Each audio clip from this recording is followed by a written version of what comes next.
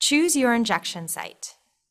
Your doctor, pharmacist, or nurse can help you choose the injection site that is best for you.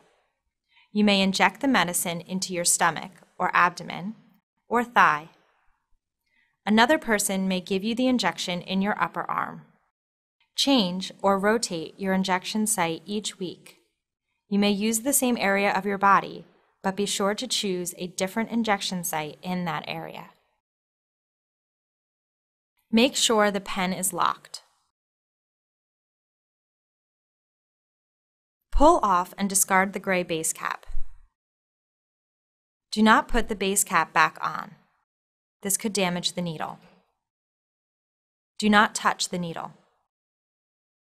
Place the clear base flat and firmly against your skin at the injection site. Unlock by turning the lock ring. Press and hold the green injection button.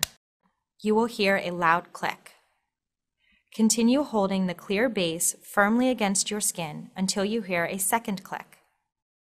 This occurs when the needle starts retracting in about 5 to 10 seconds.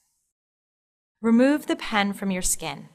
You will know your injection is complete when the gray part is visible.